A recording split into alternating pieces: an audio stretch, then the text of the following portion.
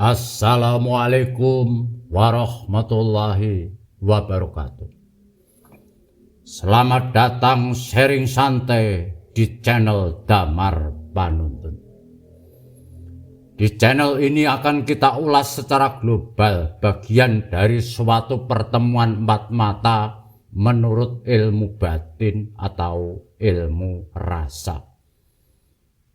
Karena sebagai makhluk sosial, kadangkala atau bahkan sering kita berinteraksi dengan seseorang, baik yang sudah kita kenal atau yang baru bertemu pertama kali.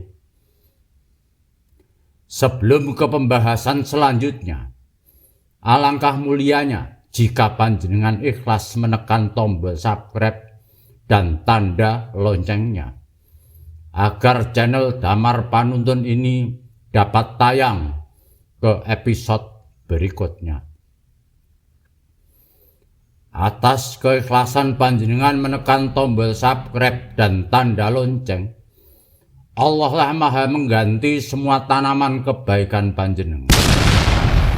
Semoga Allah meluluskan semua hajat baik panjenengan, lebih barokah semua hal, dibukakan semua pintu kemudahan segala urusan, sehat bugar, aman nyaman, untuk bekal dunia dan akhirat nanti.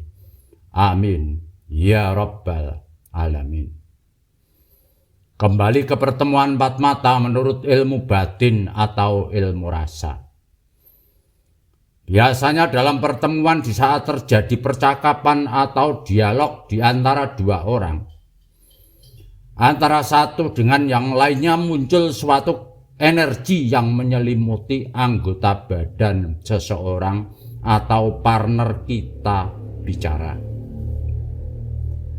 Dan kebanyakan dari mereka tidak menyadarinya di alam bawah kesadaran batiniahnya bila telah terjadi muncul pancaran energi.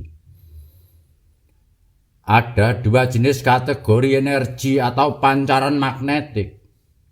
Pancaran getaran rasa batin yang muncul dari diri seseorang, yakni energi positif, dan yang berenergi negatif di saat kita berduaan bercengkerama bersama. Adapun kadar pancaran energi dan getaran rasa batin setiap orang berbeda-beda kekuatannya. Yang dapat merasakan pancaran energi tersebut adalah lawan bicara yang sedang berhadapan dekat dengan kita sendiri itu.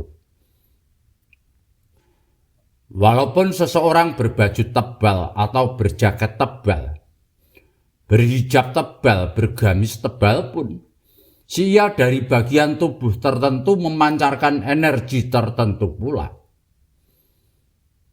Kebanyakan dari diri seseorang yang paling dominan mengeluarkan pancaran energi dan kekuatan rasa batin adalah dari bola mata yang dimiliki seseorang itu sendiri.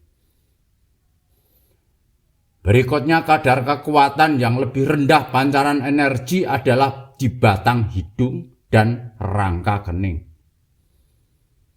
Adapun bagian tubuh berikutnya yang mengeluarkan pancaran energi adalah bagian sebidang rongga dadanya.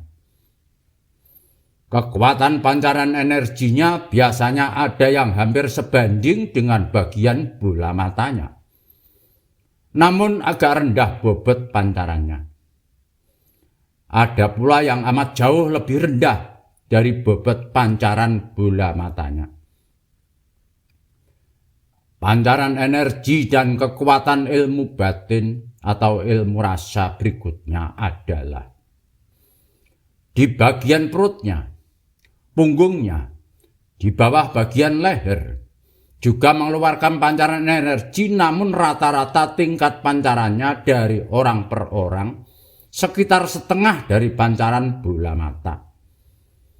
Ada yang cuma sekitar seperempat, ada pula yang hanya sedikit sekali bila dibandingkan kekuatan pancar bola matanya.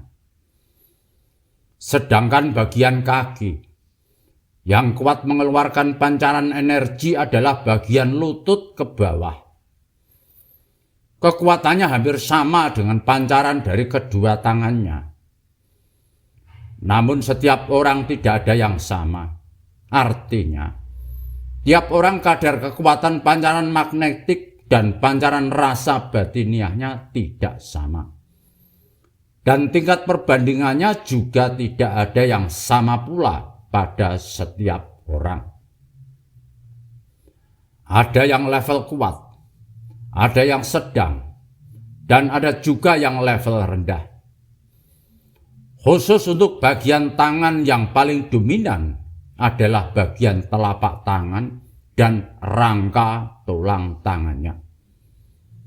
Sedangkan bagian kaki yang paling dominan pancarannya adalah bagian yang dipasangi sepatu atau sandal itu. Misalkan seorang wanita yang berkategori lembut tangannya, halus kulitnya, itu pun telapak tangannya menunjukkan suatu kekuatan pancaran energi yang sangat kuat.